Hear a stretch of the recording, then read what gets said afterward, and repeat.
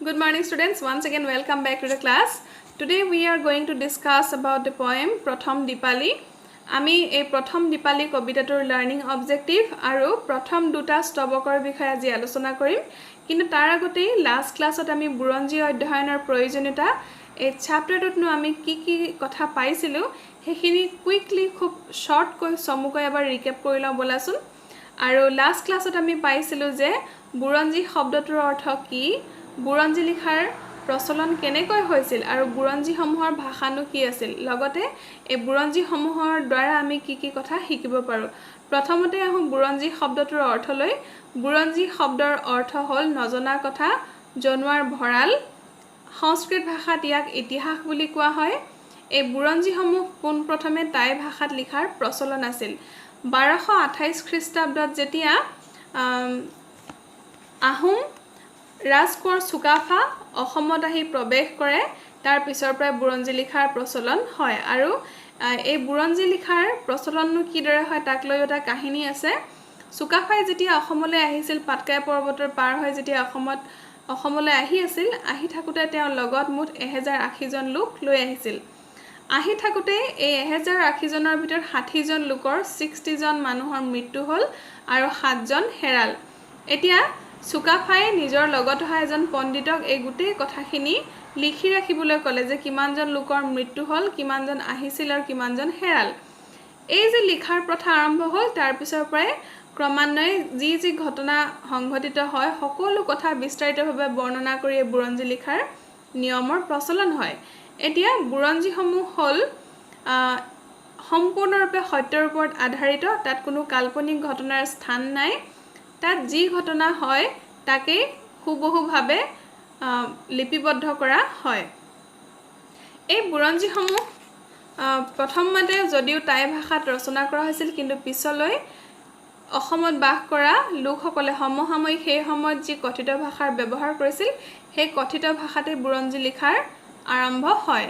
এতিয়া এই বুৰঞ্জীসমূহৰ পৰা আমি বিভিন্ন জ্ঞান লাভ কৰিব পাৰো সেই জ্ঞানসমূহ হ'ল ৰাজনীতিৰ জ্ঞান সমাজনীতিৰ জ্ঞান অৰ্থনীতিৰ জ্ঞান নৈতিক জ্ঞান ইত্যাদি এই বুৰঞ্জীৰ পাতত অসমৰ অনেক বীৰ বীৰাংগনাৰ কাহিনী লিপিবদ্ধ আছে সেই কাহিনীসমূহৰ দ্বাৰা আমি বিভিন্ন বীৰত্ব দেশপ্ৰেম আত্মত্যাগ আদিৰ কাহিনী শিকিব পাৰো উদাহৰণস্বৰূপে আমি লাচিতৰ দ্বাৰা শিকিব পাৰো গভীৰ সাহস বীৰত্ব আৰু স্বদেশ প্ৰেমৰ কথা জয়মতী কোঁৱৰৰ পৰা আমি শিকিব পাৰো আত্মত্যাগৰ কথা বীৰাংগনা মূলা গাভৰুৰ পৰা আমি শিকিব পাৰো সাহসিকতা ৰাজমন্ত্ৰী আতন বুঢ়াগোহাঁইৰ পৰা আমি শিকিব পাৰো দূৰদৰ্শিতা তথা বুদ্ধিমত্তা আৰু মোমাই তামুলী বৰবৰুৱাৰ পৰা আমি কৰ্ম সংস্কৃতিৰ বিষয়ে শিকিব পাৰো তদুপৰি এই বুৰঞ্জীৰ পাতত কেইজনমান দুষ্ট প্ৰকৃতিৰ বিষয়া যিসকলে এটা সময়ত আহোম ৰাজসিংহাসনত বহাৰ সপোন দেখিছিল সেই দুষ্ট লালুকখোলা বৰফুকন আৰু বদন চন্দ্ৰ বৰফুকনৰ দৰে বিষয়ৰো আমি কাহিনী বুৰঞ্জীৰ পাততে পাওঁ এতিয়া এই বুৰঞ্জীসমূহত যে কেৱল আহোম ৰাজত্বৰ কথা বৰ্ণনা কৰিছিল তেনেকুৱা নহয় এই বুৰঞ্জীসমূহৰ দ্বাৰা আমি অসমৰ ওচৰ চুবুৰীয়া ৰাজ্য জয়ন্তীয়া ৰাজ্য ত্ৰিপুৰা কছাৰী ৰাজ্যৰ বিভিন্ন ঘটনাও আমি এই বুৰঞ্জীৰ জৰিয়তে শিক্ষা লাভ কৰিব পাৰো এতিয়া এই বুৰঞ্জীসমূহ হ'ল অসমীয়া ভাষা সংস্কৃতিৰ বাবে জাতিৰ বাবে কল্পতৰ বৃক্ষস্বৰূপ বিচাৰিব জানিলে ইয়াত আমি সাহিত্যৰ সফুৰা ৰাজনীতিৰ বীজ মন্ত্ৰ সমাজ উন্নয়নৰ পথ জাতি গঠনৰ উপায় আদি সকলো পাব পাৰো সেয়েহে বুৰঞ্জী এটা জাতিৰ কাৰণে খুব মহত্বপূৰ্ণ বুৰঞ্জীয়ে আমাক অনেক জ্ঞান দিব পাৰে বুৰঞ্জীৰ ওপৰত ভিত্তি কৰি আমি ভৱিষ্যতে উন্নতিৰ জখলাত বগাই যাব পাৰো এইখিনি আছিল বুৰঞ্জী অধ্যয়নৰ প্ৰয়োজনীয়তা চ্যাপ্টাৰটোৰ মেইন কনসেপ্ট বা সামাৰি বা কি পইণ্ট বুলি আমি ক'ব পাৰো এতিয়া বলাচোন আমি এই প্ৰথম দীপালি কবিতাটোৰ লাৰ্নিং অবজেক্টিভ কেইটানো কি সেইকেইটা প্ৰথমে জানি লওঁ তাৰ পিছত আমি কবিতাটোৰ প্ৰথম দুটা ষ্টেঞ্জাৰ বিষয়ে আজিৰ ক্লাছত ডিসকাস কৰিম ওকে সো প্ৰথম দীপালি কবিতাটোৰ প্ৰথম লাৰ্নিং অবজেক্টিভ হ'ল এই কবিতাটোৰ জৰিয়তে আমি কেইবাটাও পৌৰাণিক কাহিনী নৰকাসুৰ ৰাৱণৰ কাহিনীৰ বিষয়ে আমি বিস্তৃতভাৱে জানিব পাৰিম দ্বিতীয়তে কবিতাটো আমি সুৰ লগাই শুদ্ধ উচ্চাৰণ সহ আমি আবৃত্তি কৰিব পাৰিম তৃতীয়তে এই কবিতাটোত থকা অনেক ন শব্দৰ সৈতে আমি পৰিচয় হ'ব পাৰিম এই শব্দসমূহৰ বানান লিখিব পাৰিম লগতে অৰ্থও জানিব পাৰিম অৱশেষত আমি এই পাঠটোৰ যিখিনি অনুশীলনীৰ প্ৰশ্ন আছে সেই প্ৰশ্নসমূহ আমি সমাধান কৰিব পাৰিম গতিকে এইকেইটাই হ'ল চেপ্টাৰটোৰ লাৰ্নিং অবজেক্টিভ বা লাৰ্নিং আউটকাম এতিয়া বলাচোন আমি কবিতাটোৰ প্ৰথম স্তবকটোতনো কি কথাৰ উল্লেখ কৰা হৈছে কি কাহিনী বৰ্ণনা কৰা হৈছে সেইখিনি আমি জানিবলৈ চেষ্টা কৰোঁ ওকে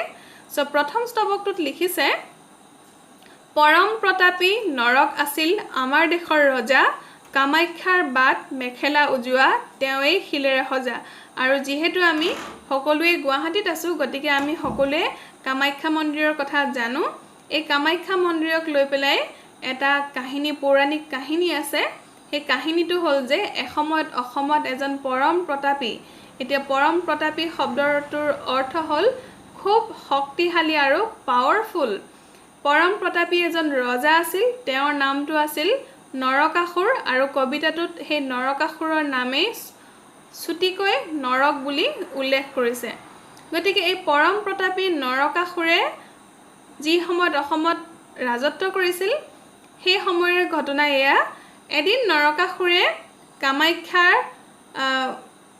কামাখ্যা নামৰ এগৰাকী দেৱীক দেখা পালে আৰু দেখাৰ লগে লগে নৰকাসুৰে ভাবি ললে যে মই এইগৰাকীকে বিয়া কৰাম আৰু মনলৈ অহা চিন্তা অনুসৰি নৰকাসুৰে দেৱীক বিয়াৰ প্ৰস্তাৱ দিলে যে মই তোমাক বিয়া কৰাব খুজিছো কিন্তু নৰকাসুৰ আছিল এজন অসুৰ গতিকে নৰকাসুৰক কেনেকৈ বিয়া পাতিব হেহে দেৱীয়ে এটা উপায় বিচাৰি উলিয়ালে আৰু নৰকাসুৰক চৰ্ত ৰাখিলে যে ঠিক আছে হ'ব মই তোমাৰ লগতে বিয়া হ'ম কিন্তু তুমি মোক এটা কাম কৰি দিব লাগিব নৰকাসুৰে মুহূৰ্ততে মান্তি হল দেৱীৰ কথাত ক'লে যে কোৱা তোমাৰ কাৰণে মই যিকোনো কাম কৰিবলৈ প্ৰস্তুত তেতিয়া দেৱীয়ে ক'লে যে তুমি মাত্ৰ এটা ৰাতিৰ ভিতৰতেই পাহাৰৰ তলিৰ পৰা ওপৰলৈ উঠিবৰ বাবে তুমি এটা চিৰি খটখটি মোক নিৰ্মাণ কৰি দিব লাগিব নৰকাসুৰে ভাবিলে যদিও কামটো খুব কষ্টদায়ক অসম্ভৱ কাম তথাপিও এটা ৰাতিৰ ভিতৰতে নিৰ্মাণ কৰাটো তথাপিও নৰকাসুৰ সন্মত হ'ল যিহেতু তেওঁ ভাবি লৈছিলে যে তেওঁ সেই দেৱীগৰাকীক বিয়া কৰাবই আৰু কথা অনুসৰি কাম হ'ল নৰকাসুৰে শিলৰ খটখটি নিৰ্মাণ কৰাত ব্যস্ত হৈ পৰিল কিন্তু চৰ্তটো এয়াই আছিল যে উৰে ৰাতিৰ ভিতৰত যদি নৰকাসুৰে সেই খটখটি নিৰ্মাণ কৰাৰ কাম সম্পূৰ্ণ কৰিব নোৱাৰে যদি কুকুৰাই ডাক দিয়াৰ আগতে তেওঁ সেই কাম সম্পূৰ্ণ কৰিব নোৱাৰে তেতিয়াহলে তেখেতৰ মৃত্যু হ'ব আৰু কথা অনুসৰি নৰকাসুৰে নিজৰ কামত লাগি গ'ল কাম কৰি কৰি তেওঁ ক্লান্ত নহল তেওঁ ভাগৰি নপৰিল তেওঁ নিৰ্মাণ কৰি আছে অৱশেষত ৰাতিপুৱা হোৱাৰ আগতে তেওঁ সেই খটখটি নিৰ্মাণৰ কাম সম্পূৰ্ণ কৰো হ'ল আৰু যেতিয়া দেৱীয়ে দেখিলে যে নৰকাসুৰে একেবাৰে শেষৰ ষ্টেপটো দিবলৈহে বাকি আছে দেৱী তেতিয়া খুব ভয় খালে যে এতিয়া নৰকাসুৰৰ লগতো তেওঁ বিয়াত বহিব নোৱাৰে গতিকে দেৱীয়ে কি কৰিলে বুদ্ধি কৰি ৰাতিপুৱা হোৱাৰ আগতে কুকুৰাটোক ডাক দিবলৈ ক'লে আৰু কুকুৰাই যেতিয়া ডাক দিলে কুকুৰাই ডাক দিয়াৰ লগে লগে নৰকাসুৰে ভাবিলে যে সঁচাকৈ ৰাতিপুৱা হ'ল আৰু সেই ভাবি তেওঁ লাষ্টৰ চিৰিটো নিদিলে কিছু সময়ৰ পিছত যেতিয়া ৰাতিপুৱা হ'ল তেতিয়া চৰ্ত অনুসৰি চিৰিটো সম্পূৰ্ণ কৰিব নোৱাৰিলে নৰকাসুৰৰ মৃত্যু হ'ব গতিকে লাষ্টৰ চিৰিটো যেহেতু নৰকাসুৰে নিদিলে গতিকে নৰকাসুৰক ছল কৰি দেৱীয়ে ছল কৰিলে আৰু অৱশেষত নৰকাসুৰৰ মৃত্যু হ'ল এয়ে হ'ল কথিত কাহিনীটোৰ কথা তাৰ পিছত কি হ'ল দেৱীৰ আগত বৰ কথা মাতি শেষত মানিলে ঘাটি একে ৰাতিতে বান্ধি খটখটি হ'ল মাথো লটি ঘটি আৰু দেৱীৰ আগত খুব নৰকাসুৰ যিহেতু পৰম প্ৰতাপী আছিল গতিকে নৰকাসুৰে খুব অহংকাৰ কৰি পেলাই ক'লে যে ঠিক আছে হ'ব তুমি যি চৰ্ত ৰাখিছা মই সেই চৰ্ত মই মানি লৈছো আৰু মই ৰাতিৰ ভিতৰতে সম্পূৰ্ণ কৰিম খটখটি নিৰ্মাণ কৰা কাম আৰু মই তোমাক বিয়া পাতিম আৰু দেৱীৰ আগত এই বৰ কথা মানে ডাঙৰ কথা কোৱাৰ বাবে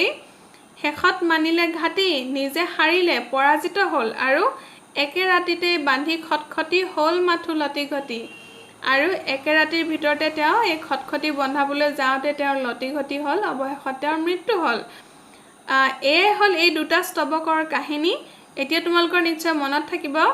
নৰক কেনেকুৱা ৰজা আছিল যদি মই প্ৰশ্ন কৰোঁ ভালদৰে মন দি শুনিবা প্ৰশ্নকেইটা নৰক কেনেকুৱা ৰজা আছিল তেতিয়া তোমালোকে উত্তৰটো লিখিবা নৰক পৰম প্ৰতাপী ৰজা আছিল দ্বিতীয় প্ৰশ্নটো হ'ব পাৰে পৰম প্ৰতাপী নৰক কোৰ ৰজা আছিল তেতিয়া তোমালোকে উত্তৰটো লিখিব লাগিব পৰম প্ৰতাপী নৰক অসমৰ ৰজা আছিল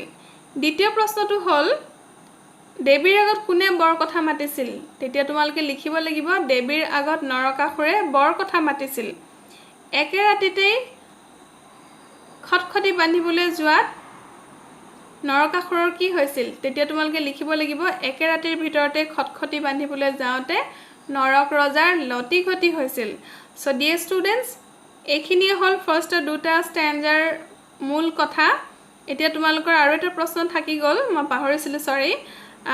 কামাখ্যালৈ যোৱা বাটটোৰ নাম কি তোমালোকে লিখিব লাগিব কামাখ্যালৈ যোৱা বাটটোৰ নাম হ'ল মেখেলা উজোৱা বাট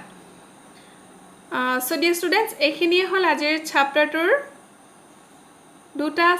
ফাৰ্ষ্ট দুটা স্ট্যান্ডা বা ফাৰ্ষ্ট দুটা স্তবকৰ মেইন কথা বাকি ৰজা অংশখিনি আমি নেক্সট ক্লাছত ডিসকাস কৰিম এতিয়া যিকিটা